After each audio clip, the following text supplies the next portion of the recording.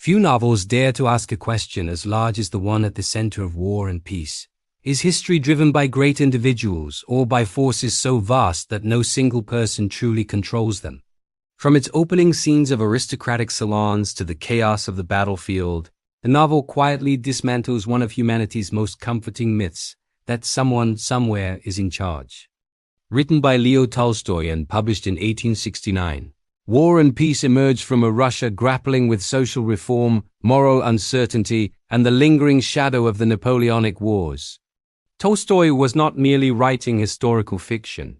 He was interrogating the very logic through which we explain our lives, our choices, and our suffering. The novel follows several families across years of war and peace, ambition and disillusionment. Characters search for meaning through love, honor, intellect, religion, and power. Yet, again and again, Tolstoy undermines their certainties. The battlefield does not reward bravery with clarity. High society does not produce wisdom. Romantic passion fades, ideals fracture, and carefully constructed plans collapse under the weight of reality. One of Tolstoy's most radical ideas appears quietly but persistently. History, he suggests, is not shaped by generals, emperors, or heroes. Napoleon, often treated by historians as a master architect of destiny, is portrayed as strangely powerless. Events unfold not because of his will, but despite it. Thousands of small, ordinary decisions, accidents, fears, and misunderstandings accumulate into outcomes no one intended. This perspective is deeply unsettling. If history is not driven by great men, then individual control is far more limited than we like to believe. Tolstoy replaces heroic causality with moral humility. Human beings act, but rarely understand the true consequences of their actions. Meaning is not found in domination or historical legacy, but in private moral struggle. Nowhere is this clearer than in the inner lives of the characters.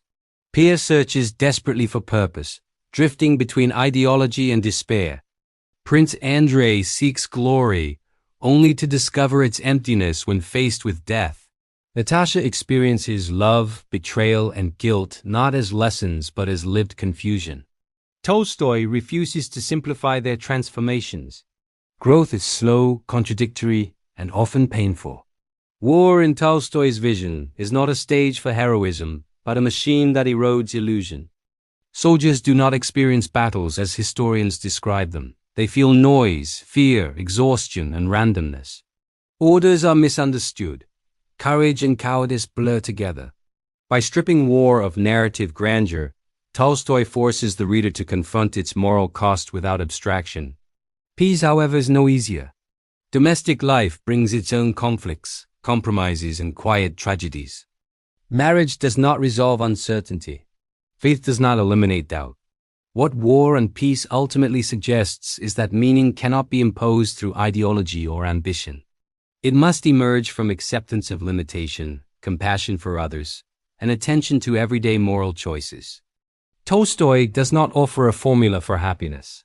He offers something more demanding, a rejection of false clarity, a recognition that life resists simple explanation. In surrendering the illusion of control, his characters begin slowly to live more truthfully. If this story feels overwhelming, that is intentional. Tolstoy mirrors the scale of life itself. And if it leaves you questioning how much of your own story is chosen and how much is inherited, then the novel has done its work. For more explorations like this, consider liking the video, subscribing, and continuing with the next book. The questions Tolstoy raises do not fade with time. They deepen,